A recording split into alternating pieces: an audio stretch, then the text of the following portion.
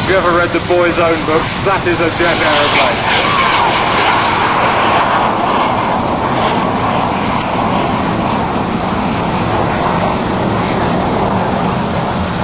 We haven't got all the way out of piston power yet by a long time. Look up and right. And then 2 wheels down. And moving into jet training now.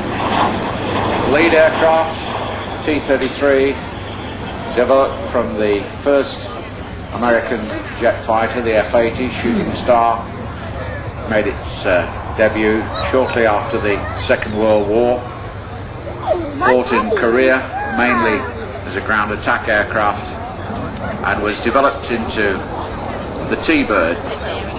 And the vast majority of NATO pilots during the early part of the Cold War earned their wings on the T-33. It was a highly technical conversion from the F-80 to the T-33. Cut it in half, stick an extra 3-foot section in it, put your seat in there, and then weld it all back together, and hey presto, you've now got a trainer. Got Dan Griffith. This is almost a memorial benefit for Dan. I don't think anybody else is going to fly quite as many aircraft as he is this afternoon in the T-bird, which is incidentally marked in the markings of the United States Air Force Thunderbird aerobatic team.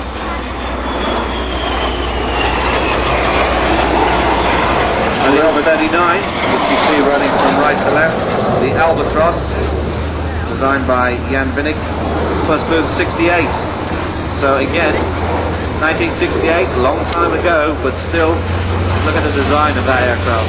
Very recognizable still today. Lou McQuaid flying the L-39, manufactured in the Czech Republic, still being made as the L-159, much refined version.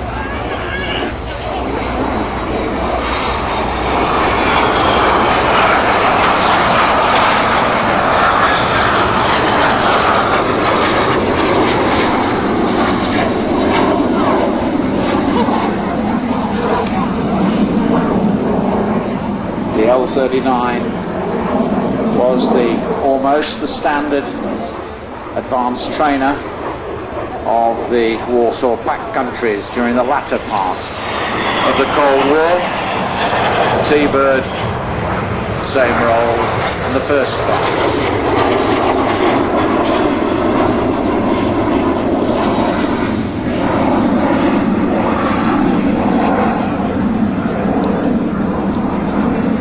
The story with the T-33, like so many successful aircraft, it won't stay in one country for long, and the T-33 actually served with air forces in more than 20 different countries for almost 40 years, and some still in use today.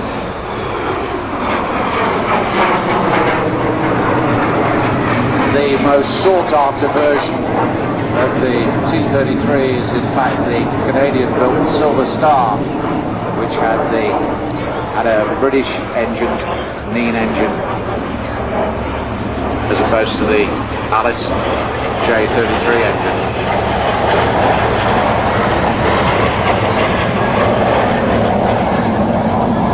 Absolutely, David, just reminding me, this is the first appearance of this aircraft at any UK air show after it was flown non-stop from America over to England. It's based down the road at North Weald, and hopefully next year it will be joined by the T33 that is in the hangar behind us, and that will be a sight to see. Nice top view there from Dan.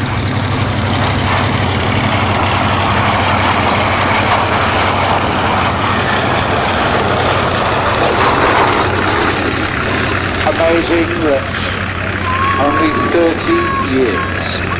years separated the Fokker triplane from the Shooting Star single-seat version of the T-33.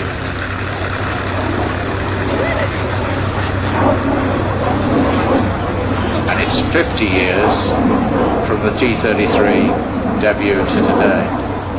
Amazing developments in that first period. Now we got the Rogue Spares coming up. High-speed shutter speed for this one.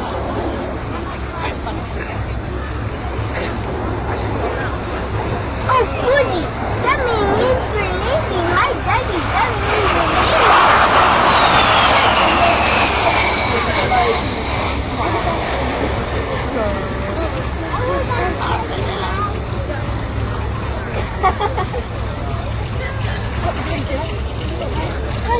Something quite delightful about straight-wing jet aircraft as far as aesthetics are concerned.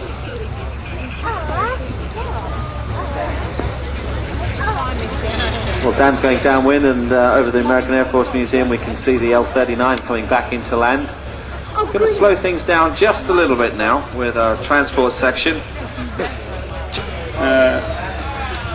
However, having said that, we are on time at this moment, but the Junkers 52 should really be airborne by now, and I see him still holding down the bottom.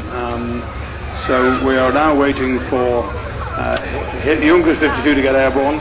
A couple of fighters behind that, they'll hold off, and we'll get a fly past of transport aircraft. On markings from the time of the Berlin airlift. The Anson used operationally. I think it actually did manage 109 destroyed. Probably the most famous aircraft here today, the Junkers 52 June, operated as the Lufthansa historic flight. And the Junkers 52, a really remarkable aircraft. Certainly